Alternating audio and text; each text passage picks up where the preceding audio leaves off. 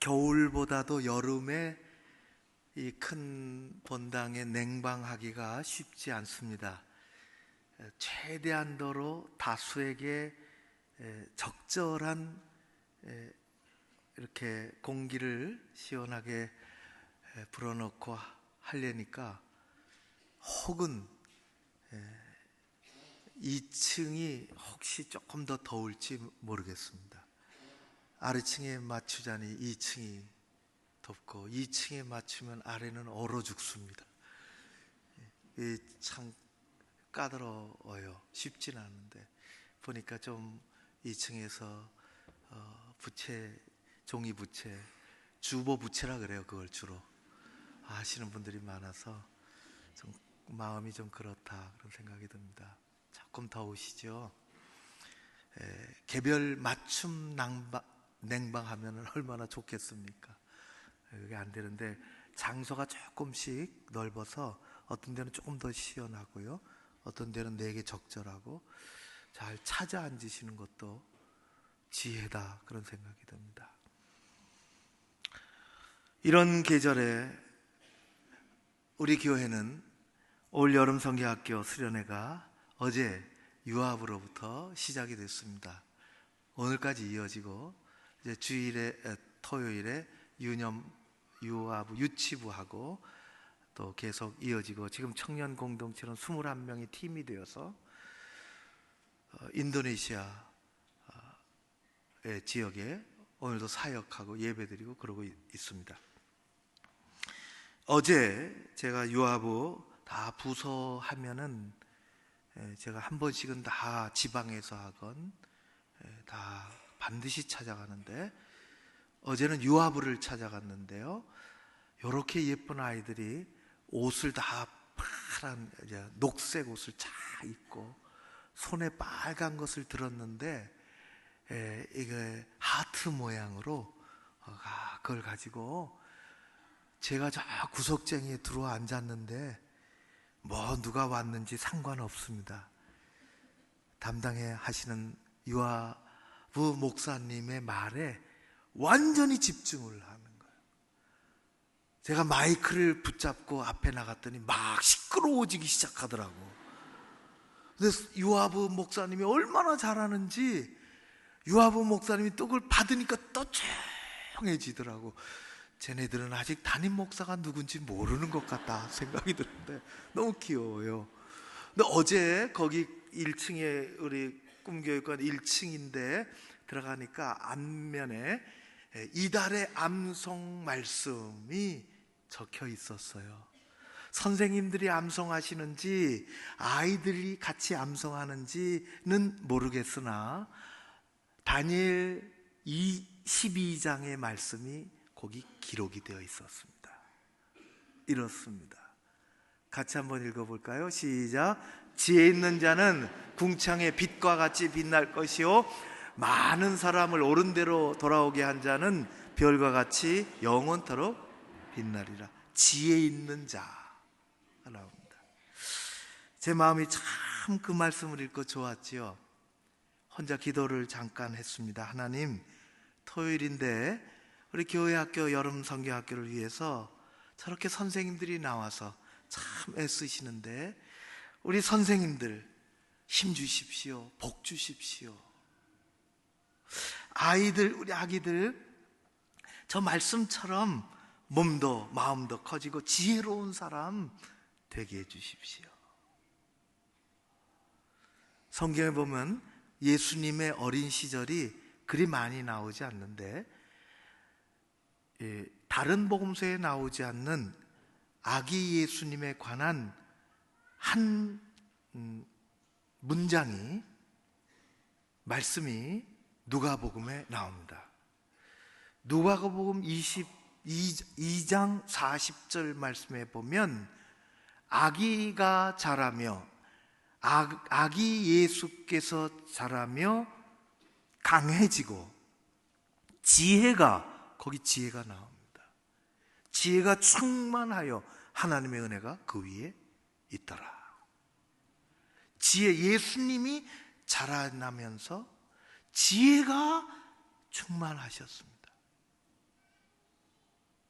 지혜로운 사람은 궁창의 빛과 같이 빛날 것이고, 어린아이들에게만 지혜가 필요한 것이 아니라 우리의 믿음 생활에 지혜라고 하는 것은 최고의 덕목입니다. 우리가 지혜로운 믿음의 삶을 살아야 하는 것입니다. 성경 66권 중에서 이 지혜에 관하여 가장 많은 말씀을 한 책은 바로 구약의 잠언입니다. 선풍기 좀 켜겠습니다.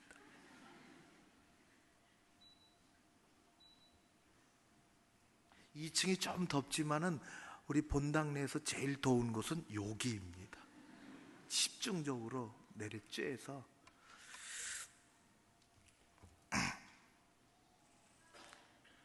그래서 오늘서부터 채 한 달은 아니지만 4번에 걸쳐서 구약의 잠언서의 말씀을 여러분들과 나누려고 합니다. 잠언은 누가 기록했는가? 잠언 1장 1절 말씀에 보면 다윗의 아들 이스라엘 왕 솔로몬의 잠언이라 그렇게 기록이 되어 있습니다. 고대로부터 이스라엘의 랍비들은 이 잠언, 뒤에 나오는 전도서, 아가서 이 모두를 솔로몬이 썼다고 이야기하고 있습니다. 내용이 각각 너무나 다른데, 아가서는 솔로몬의 청년 시절에, 젊은 시절에 썼고, 잠언은 중년의 나이에, 전도서는 노년의 나이에 썼다고 그렇게 가르치고 있습니다. 중년의 나이에 솔로몬이 지혜의 소중함을 깨닫고 지혜로운 삶을 살아야 한다는 것을 우리에게 가르치려고 잠언을 썼습니다.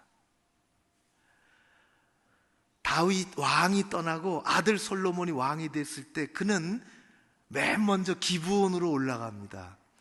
그리고 기브온에서 하나님 앞에 제사를 지내죠. 이른바 일천번제입니다. 잘 아시죠? 일천번제. 그거는 2가지 해석이 있어요. 1000일 동안 계속해서 1000일은 거의 3년이 되는데 왕이 그렇게까지 할 수 있겠는가 하는, 아무튼 1000일 동안 매일 하나님 앞에 특별한 예배를 드리는 거죠. 헌신을 한 거죠. 어떤 사람은 1000번제에 해당하는 어마어마한 재물을 가지고 하나님 앞에 최선의 제사를 그렇게 드렸다, 그런 내용이에요. 어찌됐건 하나님은 이 1000번제를 받으시면서 너무 좋아하셨다는 것입니다. 우리 교회도 오래전서부터 새벽제단에 1000번제를 순서에 따라서 드리는 분들이 계세요. 뭐 몇백 번 이렇게 나가 여러분 계십니다. 하나님이 솔로몬의 이 1000번제를 좋아하셔서 꿈에 나타나셨습니다. 솔로몬의 꿈에 나타나셔서 하시는 말씀, 솔로몬아, 내가 구하는 게 뭐냐? 내가 무엇을 구하는지 내가 그것을 들어주겠다, 그 말씀하셨어요.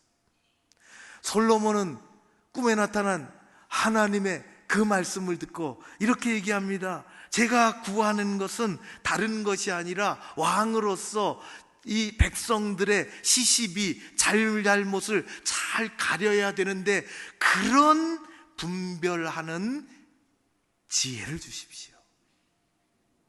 하나님이 그 답을 들으시고 대단히 마음에 드셨습니다.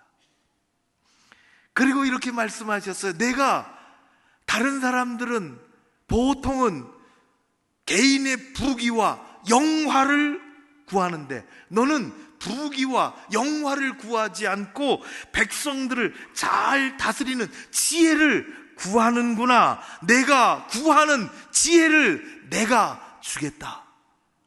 그리고 내가 구하지 않은 것까지도, 부귀와 영화도 주겠노라. 그래서 솔로몬은 삼관왕이 됩니다. 하나님이 세계를 주셨어요. 지혜를 주고 부귀와 영화도 주셨습니다. 솔로몬은 하나님이 주신 지혜를 가지고 다스렸죠. 지혜로운 왕이었습니다. 두 여인이 아기 하나 데리고 솔로몬 앞에 왔습니다. 서로 자기 아기라는 거예요. 이 아기는 내 아기입니다. 그럴 수가 없지요. 엄마는 하나지.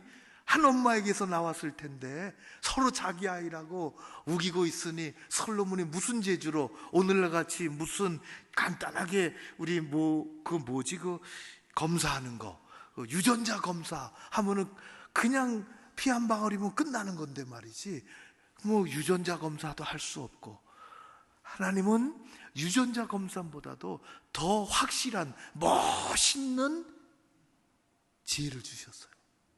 아기를 데리고 와라, 그리고 칼을 가지고 와라, 그렇게 했습니다. 아기를 반으로 나누어라. 그럴 수가 없죠. 도른 왕인가? 반으로 나누어서, 엄마가 서로 둘이라고 자기가 엄마라고 하니까 나누어줘라, 그렇게 했습니다. 한 여인은 가짜 엄마는 엄마라고 우기다가 안 되겠으니까 그렇게라도 해서 반이라도 주십시오. 진짜 엄마는 그렇게 할 수 있겠습니까? 울면서 아닙니다, 저희를 주십시오. 아이를 죽이면 안 됩니다. 진짜 엄마지. 솔로몬에게는 이런 지혜가 지금도 수천 년이 지나 오늘날 우리에게까지도 놀라운 지혜의 재판으로 우리의 인구에 회자를 하지 않습니까?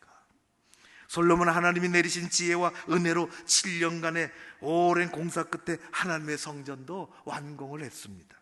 솔로몬은 지혜의 왕이었습니다. 그래서 그는 잠언을 통해서 어떻게 지혜를 얻는 것인지, 하나님의 백성들이 어떻게 지혜를 얻으며 그 지혜의 가치와 그 지혜가 주는 축복이 어떤 것인지를 우리에게 가르쳐주고 있는 것입니다. 잠언이라는 말, 잠언, 좀 어려운 말이죠. 오늘 한자 성경에서 왔습니다. 한자 성경에서.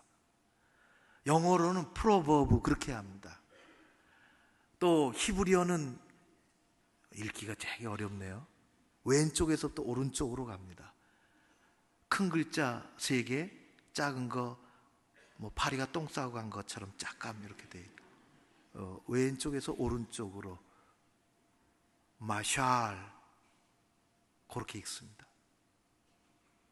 잠언은 한자 그대로 가르치고 훈계하는 말입니다. 이렇게 살아야 된다. 이 지혜로운 사람이다. 프로버브는 속담이라는 뜻입니다. 제일 멋없는 말입니다. 잠언은 속담이 아닙니다. 프로버브가 아닙니다. 애들 그저 초등학교 때 한 자리 가르쳐주는 속담이 아닙니다. 마샬, 하나님의 깊은 진리를 알기 쉽게 대조해서 가르쳐주는 지혜입니다. 그래서 잠언 읽기가 참 좋습니다. 아주 재밌습니다. 어떤 젊은 엄마는 은혜 받은 잠언의 말씀을 써서 화장대에도 화장실에도 아기가 가는 모든 곳은 다 붙여놔서 또 적절하게 교체도 해. 그것도 또 잠언을 읽으면 하나님의 놀라운 주시는 지혜로 우리가 더 귀하게 살아가게 될 줄로 믿습니다. 제가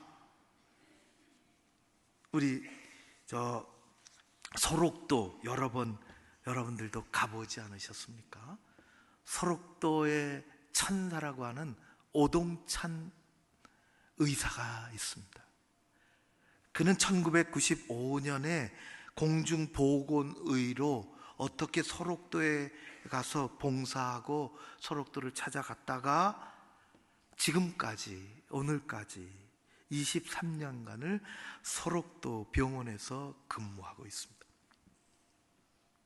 거기서 결혼하고 거기서 자녀들 낳고, 자녀를 어느 곳에서는 대한민국 같은 땅에 말이지 애 어디 공부시키려고 50만 원, 100만 원, 200만 원 들여서 아우성아우성 치는데, 그런 딸을 지금은 녹동항에서 설옥도 그 지나서 건너까지 다 연육교로 연결되어 있지만은, 옛날에는 녹동항에서 배 타고 설옥도 들어갔어요. 그 조그만 항구 마을, 거기 녹동 고등학교를 딸을 보냅니다. 과외, 무슨 과외가? 과외 없이 하나님 앞에 기도하면서 하나님이 다 앞길을 예비해 주신다는 믿음을 가지고 아마 올해 대학교 들어갔을 거예요. 작년이 고3이었어요. 이분의 여러 간증 중에 제가 직접 들은 것입니다. 자신은 하루도 빠지지 않고 시편을 매일 5장, 잠언을 매일 1장씩 읽습니다. 그러면 시편이 150편이기 때문에 매일 5장 읽으면 한 달이면 떨어집니다. 잠언은 몇 장인 줄 아십니까? 여러분 다시 보시면 잠언은 31장으로 되어 있습니다. 매일 1장씩 읽으면 한 달이면 떨어집니다. 매달 시편 한 번과 잠언 한 번을 매달 읽고, 그 외에 신구약 성경은 정해놓은 대로 매일 읽습니다. 참으로 아름다운 사람이요, 정말 멋진 사람입니다. 누가 얘기하기를 그는 한국의 슈바이처라고 그래요. 나라에서도 국가가 주는 상이 문제가 아니라 주 안에서 멋진 인생을 살고 있습니다.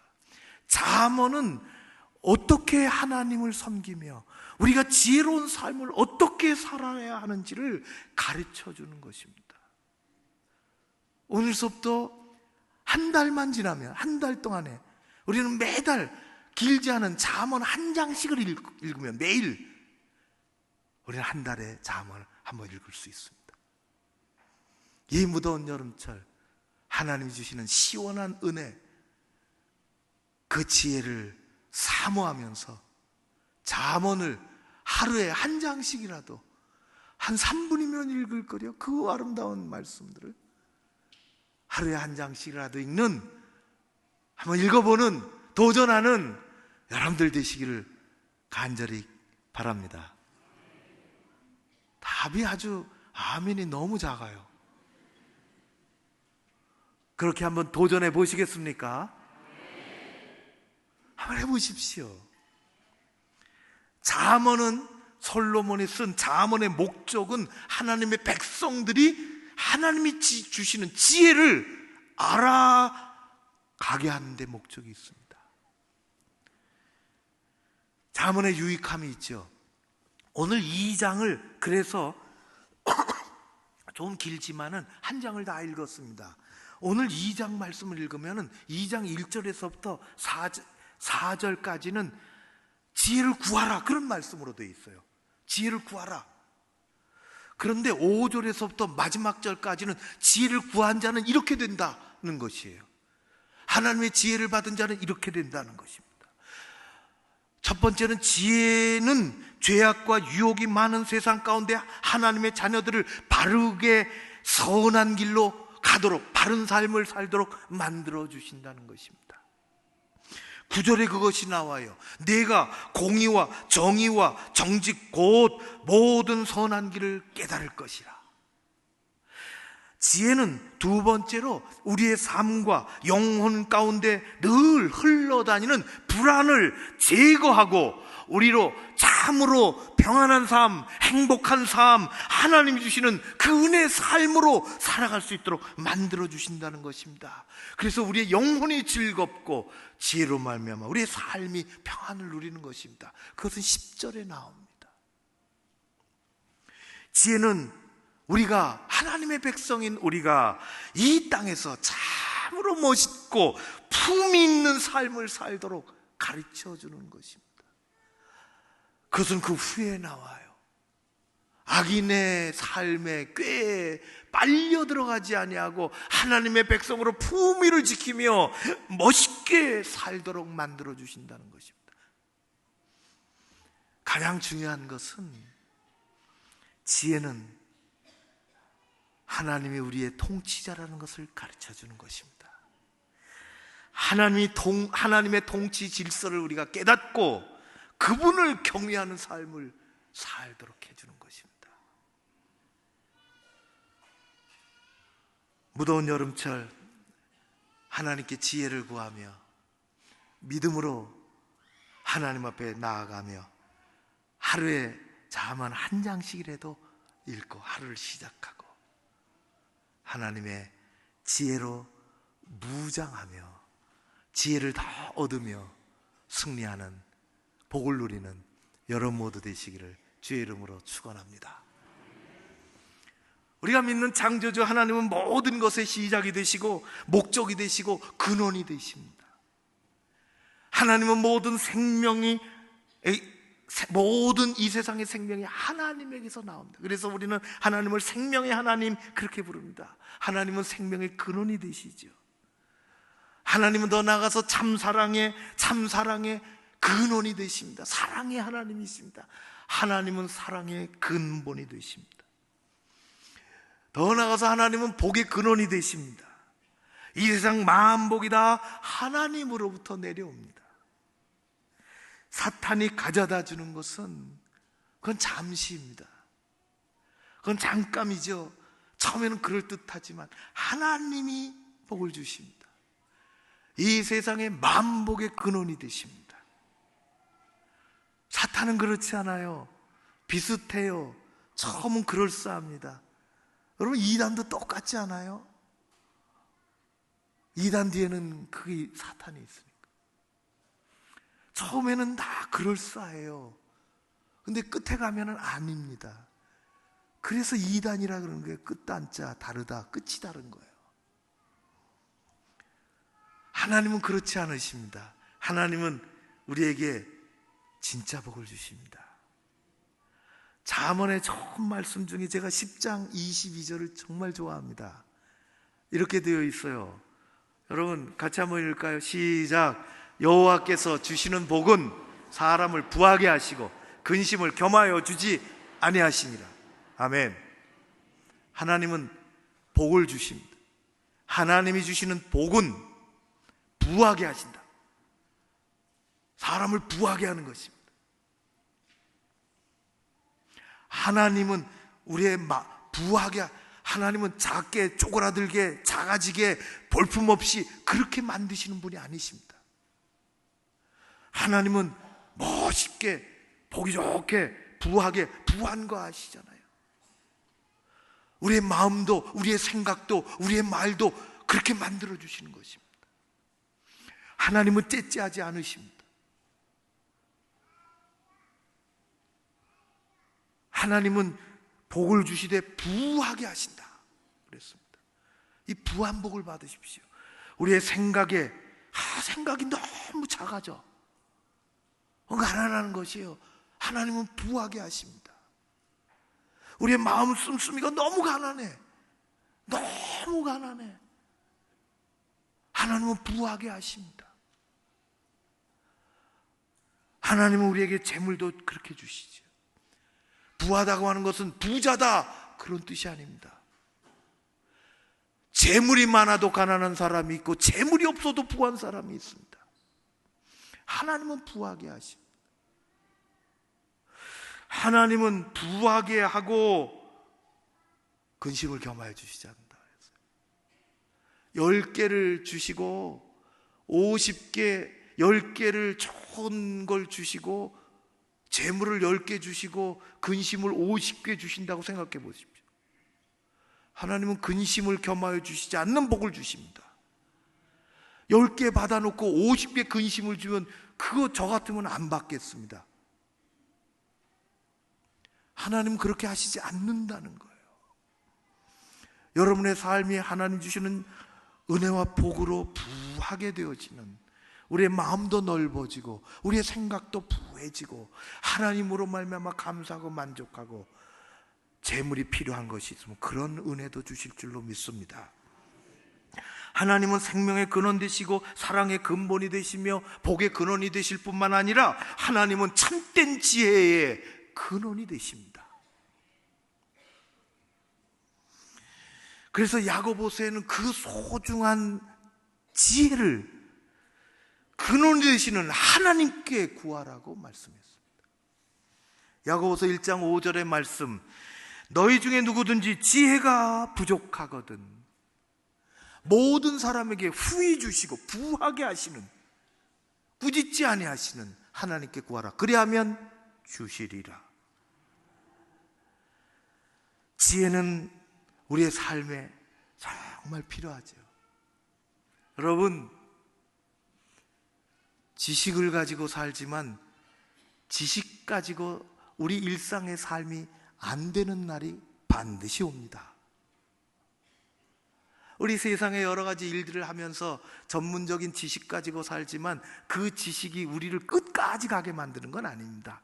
어느 순간 그 지식을 내려놓고 살아야 하는 세월이 곧 오는 것입니다. 우리는 지혜를 구합니다. 지혜를 얻고자 하는 사람은 그분을 향하여 귀를 열고 그리고 그분을 바라봐야 하는 것입니다. 귀를 열고 위를 바라보는 여러분들이 되시기를 주의 이름으로 축원합니다. 그래서 오늘 2장을 다시 한번 여러분들 집에 가서 읽으시는데 2장 1절에서부터 4절까지는 그걸 구하라는 거예요. 구하라는 내용으로 다 되어 있어요. 그렇게 하면 하나님 지혜를 주시고 지혜에 유익한 인생을 산다는 것이 5절서부터의 내용입니다. 이렇게 되어 있어요. 내 아들아, 나의 말을 받으며 계명을 내게 간직하며 지혜의 귀를 기울이고 명철의 마음을 두고 3절에 불로 구하고 소리를 얻으려고 소리를 높이며 4절은 절정입니다. 은을 구하는 것 같이 그것을 구하고 감추어진 보배를 찾는 것 같이 그것을 찾으라. 그렇게 되어 있어요. 열심을 가지고 열정을 가지고 하나님 앞에 나아가라는 것입니다. 하나님을 향하여 귀를 여는 것, 마음의 귀를 여는 것, 하나님께 경청하는 것, 그것이 우리 생활에 지혜를 얻는 아주 중요한 것입니다. 귀를 기울이고 제가 오래전에 읽은 책에서 얻은 내용입니다. 아프리카 수단의 선교사로 로우리라는 선교사가 가서 선교를 참 잘했습니다.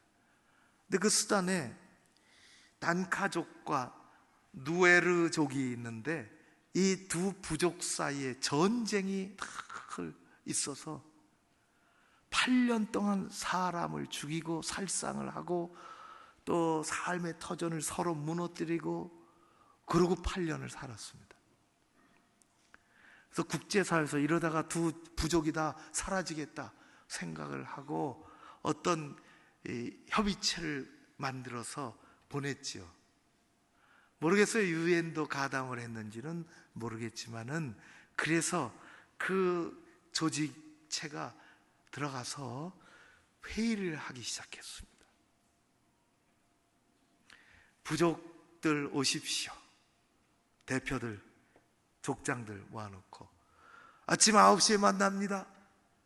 회의는 이렇게 하고 또 오전에 좀 쉬고 점심 먹고 좀 쉬고 오후에도 회의하고 저녁 때 되면 그렇게 회의를 했어요.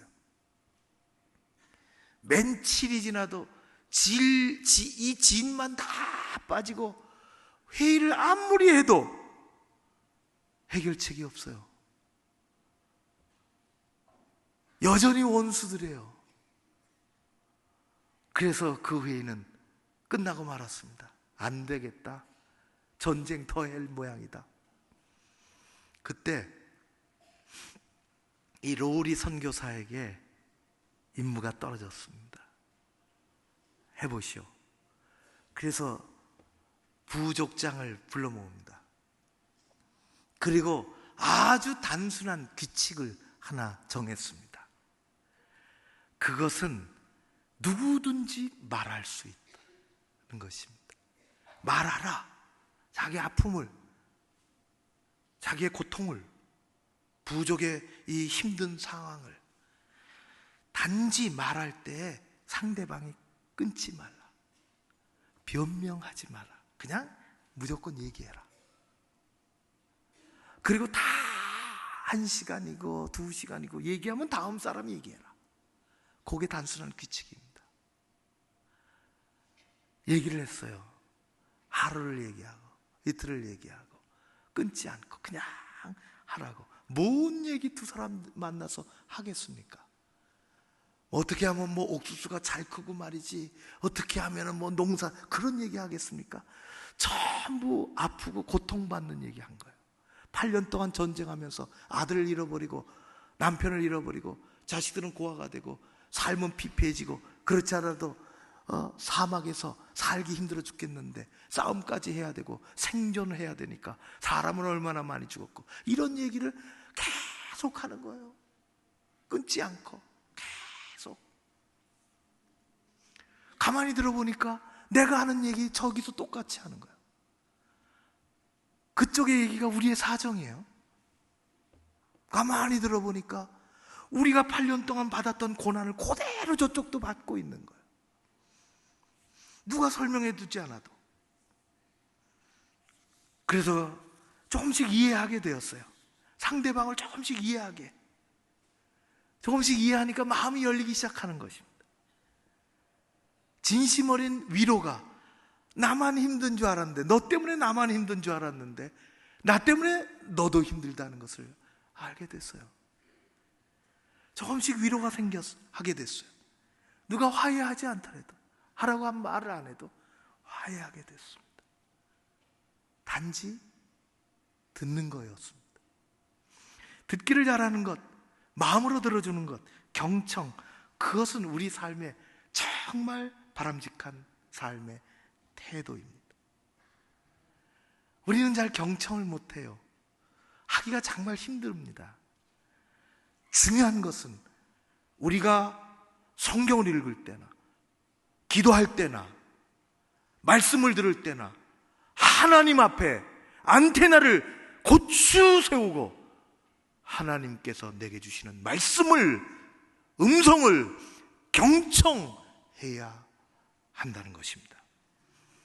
우리는 잘 경청하기가 어렵습니다.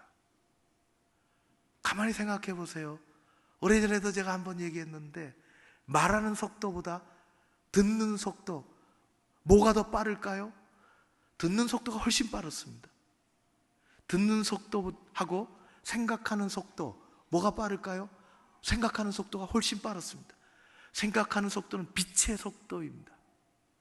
그러니까 누가 말하면은 잘 들려지지가 않아요. 속에서 딴 생각을 자꾸만 하고 나가니까 어떻게 변명하지? 이거 나를 공격하는 일인가? 듣기 좋은 얘기를 듣고 싶고 빨리 지나가고 싶고, 우리 생각은 저만큼 가 있는데 말은, 저보고 누가 그러더라고, 말이 좀 늦다고 말이지. 늦게 태어난 걸 어떻게 하라고. 생각이 빨리 가는 거예요. 빨리 가는 거예요. 우리는 경청을 잘 못하는 시대에 살아갑니다.